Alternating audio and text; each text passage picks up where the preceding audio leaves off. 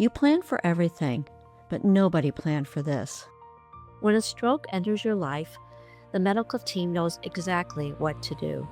The doctors, the nurses, the therapists, they handle the crisis, and then one day they send your loved one home. And suddenly, you're the caregiver. No training, no manual.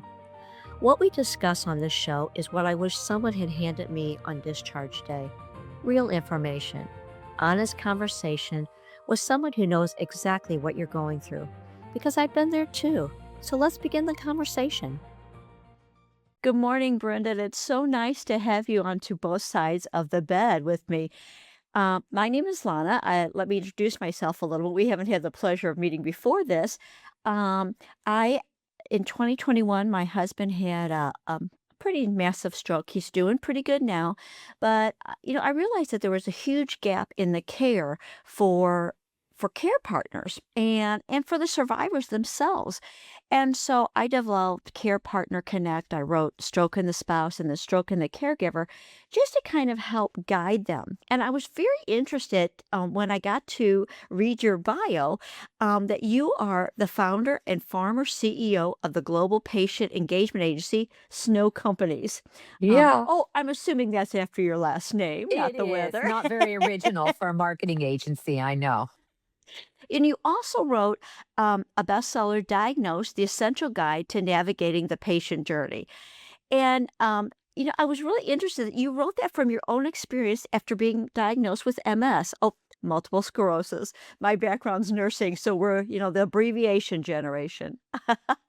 And I was looking through it and you talk about, the care partner and how they can protect their own mental health while trying to navigate this crazy journey with their loved ones. So I just wanted to turn it over to you to tell us a little bit about yourself and kind of, I guess, that shock of the day when you were diagnosed and then your journey forward a little bit.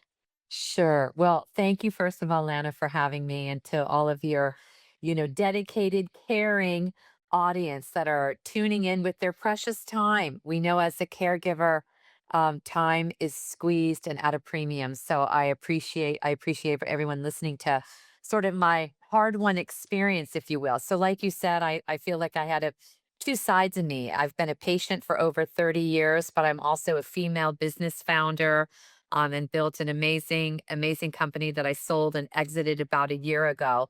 But ultimately, I wouldn't have become a businesswoman had I not become a patient first. And it was really my experience as a patient with what was kind of a broken experience for me at the time. I was misdiagnosed repeatedly as a young woman with MS.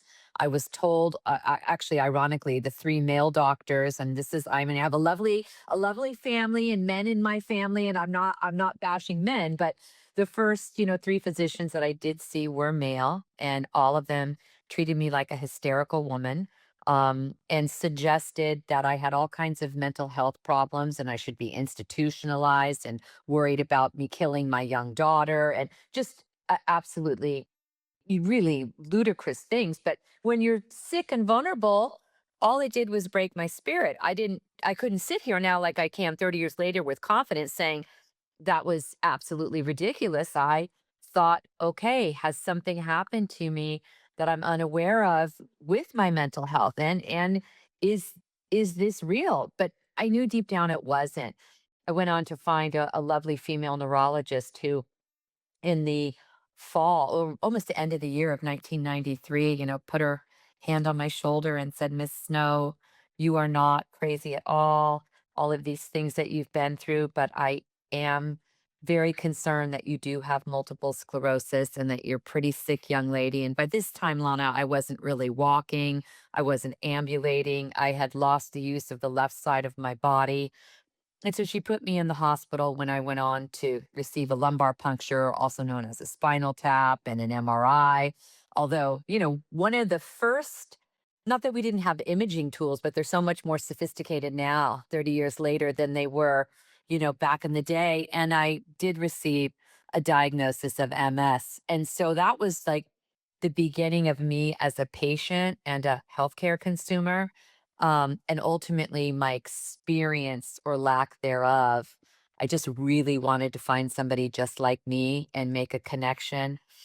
Now we have, as much as sometimes we have a love hate with technology, now there are ways with the power of the internet and certainly with AI on the forefront, we have ways to get connected and to self coalesce and to find our people.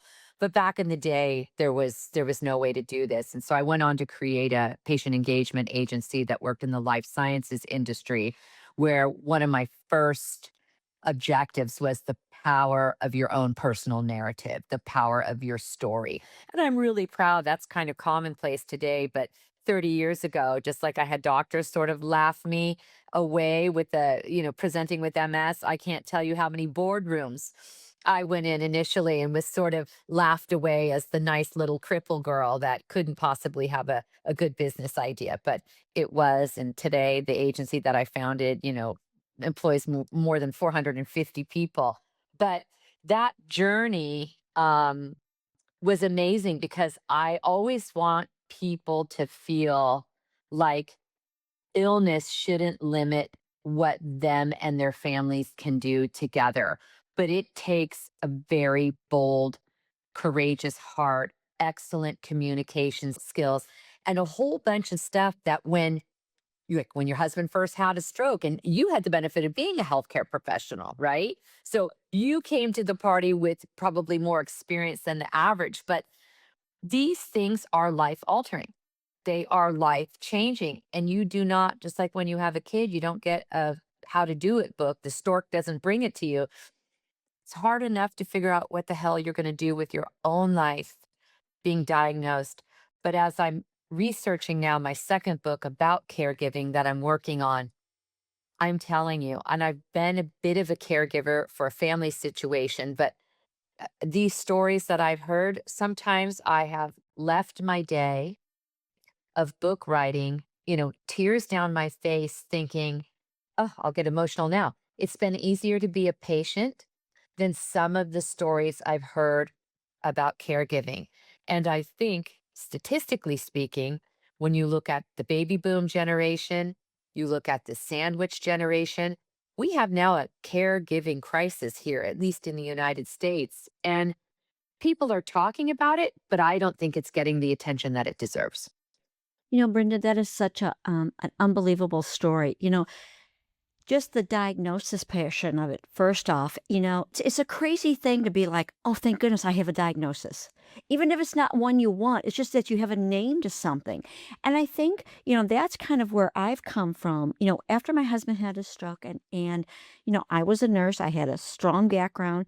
I still was put in a very vulnerable place. And, being a caregiver, a care partner, it's such a, challenging role, and I think everyone in the world, is or will be a caregiver at some point in their life. And I think the other thing that I realized was that when your loved one has MS, stroke, cancer, you also, as the caregiver, have MS, a stroke, and you are that second patient. One of the things that we find challenging from the caregiver side is that one, you're thrown into something very quickly. It happens at a moment's notice.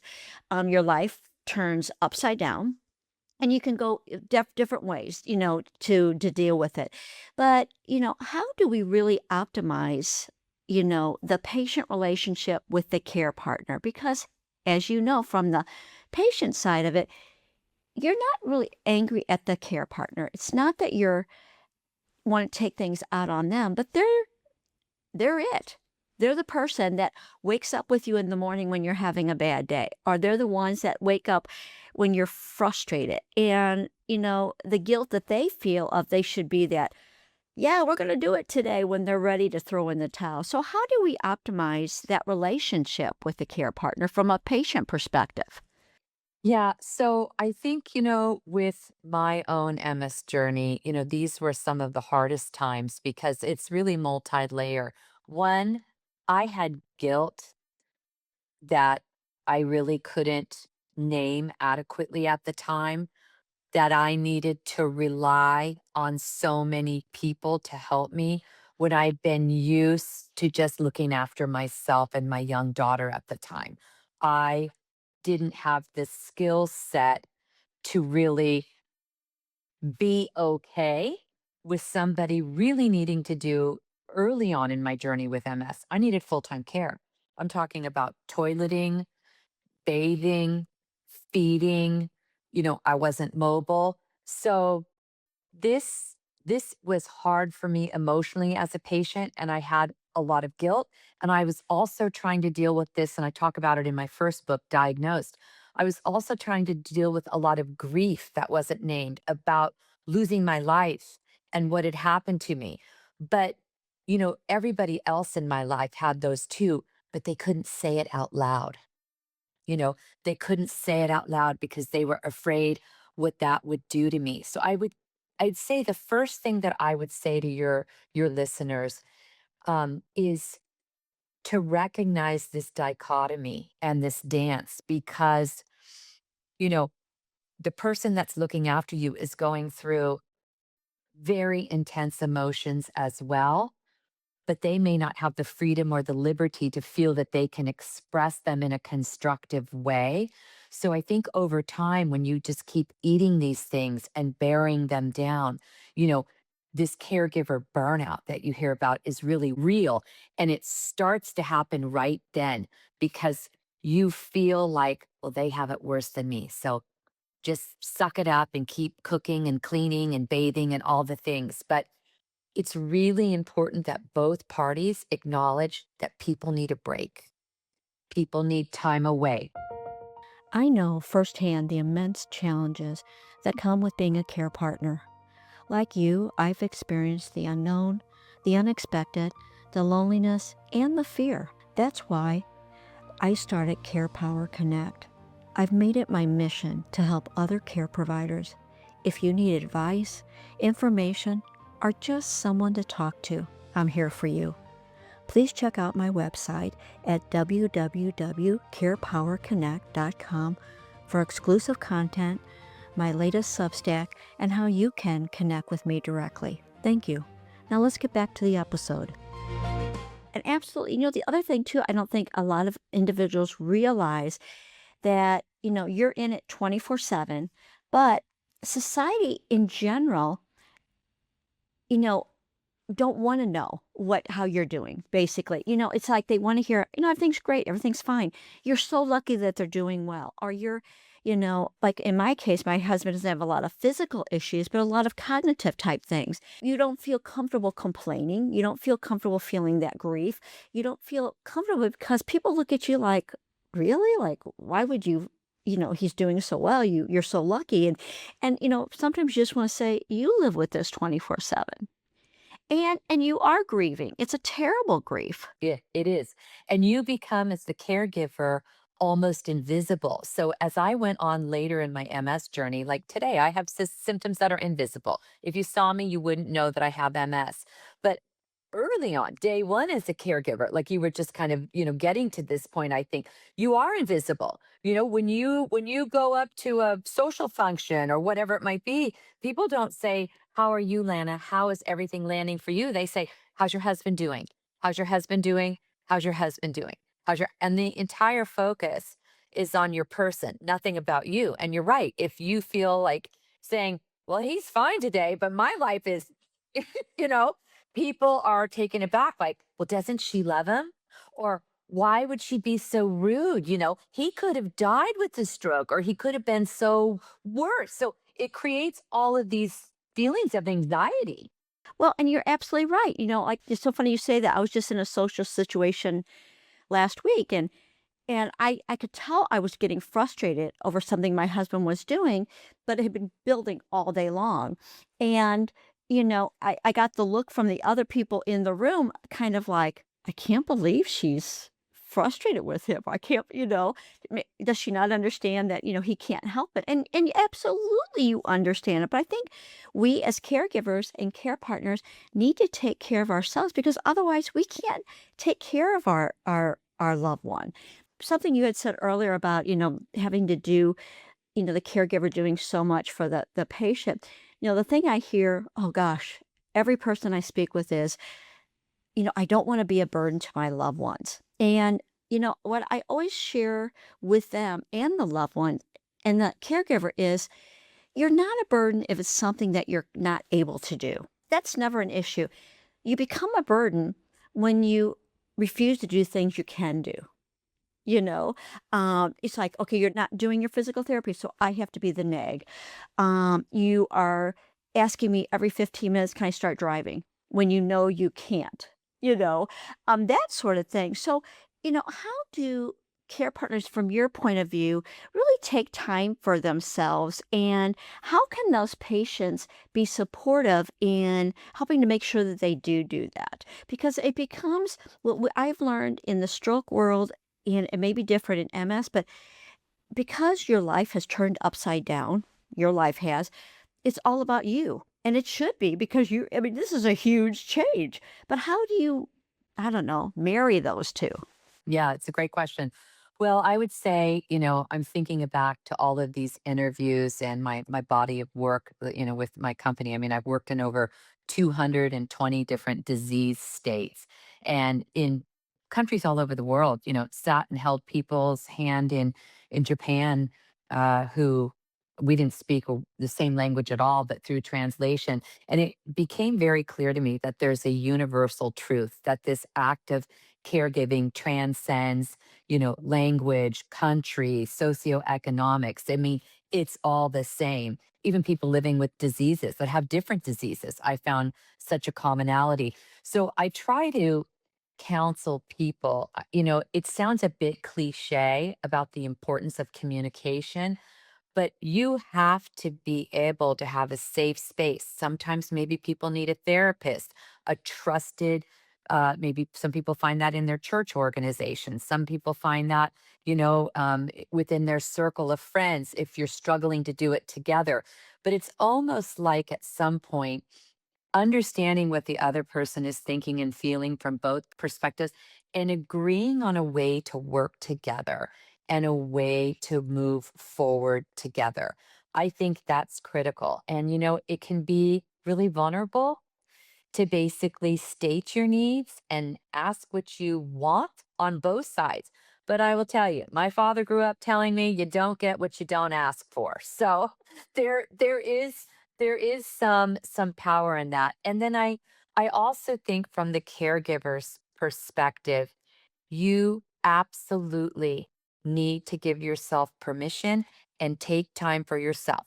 And again, I've talked to thousands and thousands of people. First time when I say that, this is what I always hear. I don't have time to do that. That's a great idea, but there's no way. There's not enough hours in the day. I come last because in some situations, you're not just taking care of a patient. You've got your own kids, you have aging parents, you have a job, you have, a bunch of other responsibilities. But what makes you the essence of you is quickly slipping away. So I really want to say to caregivers out there, you have to make that time, even if it's 10 minutes to walk outside that door and breathe fresh air, do a self meditation for 5 minutes just to put some lifeblood and some breath back into you to keep going. Is it respite care? Can you look to organizations that do offer some free services? Because let's not even not make the importance, the financial burdens of caregiving. It's another show, Lana. But you have to look for some respite care so you can get a night off. There's a gentleman that I talked to that has a wife with end stage Alzheimer's and dementia, young, aggressive. She's only in her 50s. And he's been doing full-time caring for years now. And he finally was like, I have to get a break. So he found a way, 1 day a week, somebody comes in and they sit with his wife so that he can go have, 6 hours off. So these strategies aren't easy though, because again, back to I don't have time. It's not like that magical, manifest comes over where it's like, here's every place to call to make your job easier. You have to seek these out, but it's worth the investment to do it because a lot of times caregiving is for the sustained longer period. It's not cut and dry with an end date, unfortunately. And I wish it was, but unfortunately, you're right, it isn't. The one thing I know we're getting kind of close on our time, but one thing I really wanted to, just talking to you is a challenge that a lot of caregivers have, myself included, is that health professionals overall really don't get it, what it really means to be a caregiver. And, I've been, you've been in this 30 years, so you've experienced this a lot more than I have. But it's a real challenge to get the word out to hospital administrators, to facilities, the decision makers, and how do you get them to, one, acknowledge that caregiving is something that makes a difference for not only the care of those patients, but it prevents readmissions if that caregiver is educated and supported. I've been working on def- a course for caregivers, how to kind of navigate that. But, getting how do we get those people that are making the decisions to spend money to support these caregivers, how do we get them to really understand, wow, there is a need here?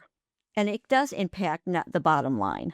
Yeah, you are absolutely right. So I think it's a multi-pronged approach, and it's kind of the reasons why you probably have this program. It's the reason I like being guests on these things and writing another book. We sort of like need to ring the bell. Like I said, as a nation, this is going to become a crisis if it isn't considered that already, not only from the burnout of human being perspectives, but an economical one too. So one of the things that I did a number of years ago at my company that was like a day in a life. So I think until the decision makers at the top are forced to be in a situation, it can be a simulation. There's plenty of ways that you could go around and do that to actually understand the real burdens caregivers face 100% is probably the first time the light bulb will go off. And doctors, even physicians, they spend 2 minutes on this in medical school. They just don't cover it. So we need to have it be more of a national conversation and an agenda that has the light shined on it. There's great nonprofit organizations, Caregiver Alliance, there's a whole bunch of them. Get involved. The more people that are, volunteering their time, their intellectual capital, and can join and have power in numbers, right? So it becomes part of a conversation. I think all of these things are going to be important to move the needle. And then ultimately, insurance companies. I mean, the denial of everything for everybody is extreme, it's egregious. You're now talking about needing policy change. And again, we could spend a whole show on this, but how do you evoke and change policy is going to be something else that I think is really important. Oh, I totally agree with that. And it's so you know, some physicians, my background was neurosurgical nursing. I was a case manager for many, many years, but I was never trained in this aspect of care. And the funny thing is, it was such an eye opener to me. I was so used to being on the nursing side of the bed where I'd say, "Oh, do you have any questions?" And I thought I nailed it. I gave them all kinds of information. I had them well prepared. I no more had them well prepared than the man on the moon, But I didn't know that, and no one told me that. There was no training, on how to do that. So you're absolutely right. It's how do we get that word out there? So I just want to kind of pivot just quickly to that caregiver that's in the home right now, listening to this podcast, thinking, yeah, you're right. We need to move the needle. We need to do this. We need to do that. I just want to get through the day. I just want to like take a shower. I just want to, feel like I have some control over that. So, how do they deal with that identity crisis? Yesterday for myself, I was a full-time case management nurse. I had a team I was working with. 24 hours later, I'm no longer that. So what are some recommendations you have on dealing with that identity crisis and Yeah, the this identity change? earthquake. Yeah, I call it in Yes, my book, yes. and it's really hard and you feel like you've lost your footing for a while. So I think the first thing is I really want people at this point to give themselves permission for a pat on the back and for some self-love. And again, remember, you're doing this because you are noble and because you are caring and because you are loving. So if you don't feel that today and you're listening to this right now, I want you to tell them that I see that. I've been there. So give yourself that moment of personal recognition and know that you're ultimately worth it. Like, and your person is worth it. Like, if you don't take that time for yourself, you're not going to be able to continue to serve and care for your person. So it's good for you. And what's good for you is good for them. Right. So if you've got to take that shower, you got to prioritize you for 5 minutes. You probably have to take a quick shower, but and so try to move from the headspace of that you come last to what are my strategies that I fit in to this treatment paradigm, right? How am I going to carve out 10-minute increments 3 times a day for me at first? Depends on the intensity of the caregiving situation, too. Some are more intense than others.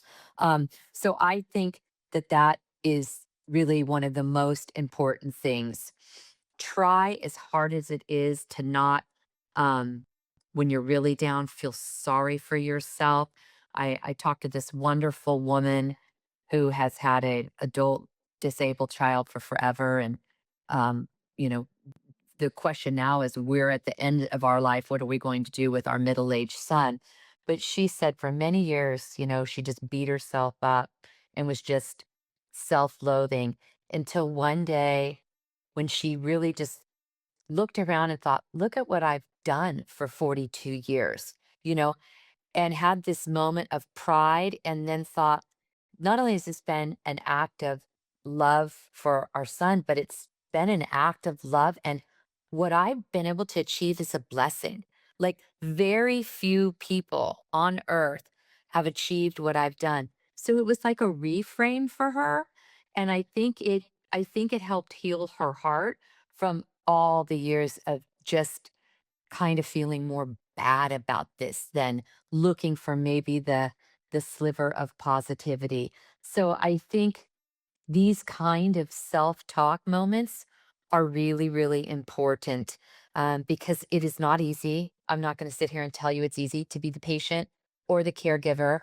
Like I said, I've been in a caregiving situation where sometimes it was honestly harder than being a patient that couldn't walk. So, be kind to yourself. Try to have some self-love. Try to have some patience with yourself, and know that when you're doing this reinvention is happening. You're developing a whole bunch of skills that the average person probably doesn't have, So while you might feel like there's this identity earthquake, there is a rebirth of a enhanced you that is happening. And look for that moment to find out who he or she is. Oh, Brenda, I can just so relate to everything you're saying, and I think it's so refreshing to hear from the I don't even want to say patient because you're not really a patient. You're living your life. Patient always to me seems like, you're in the death. But just to hear from someone on in the bed, Yeah. is on Yeah. both sides of the bed, Yeah. in the bed, kind of acknowledging the value of that care partner. Oh, I want to give you the opportunity sure. to, is there anything that you want to make sure that our listeners kind of leave this podcast thinking, huh, I'm going to do this today? Or, you know what? Boy, that was a great takeaway. Is there anything that you would like to share in our final minutes? And then kind of close it up with, how do we get a hold of you? How do we get active? How do we get your books? Just, I'm going to turn it over to you to kind of bring us home. Perfect. Well, first of all, Lana, thank you to you and for creating this space so that people know that they're not alone. And I think that that's the first thing. I have it in the jacket of my book. I say it a million times in my book because these journeys feel very lonely. They feel very isolating. They feel very unsure. So you are not alone. So they've done something already great for themselves by listening to this. I have made it my life's work and my life mission to listen to people, hear their stories, and provide comfort where I can. So if anybody would like a conversation with me, I'm always happy to give my time. I can be found at www.brendasnow.com. It's also where you can order the book. The book is on Amazon.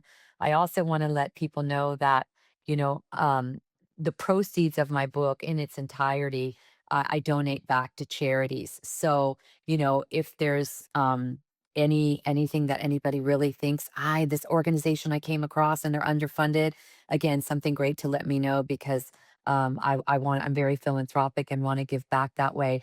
And then the last thing that I would leave them with is what I said a few minutes ago. You know, you are worth it. We have so much respect and gratitude and care for you, especially as a patient.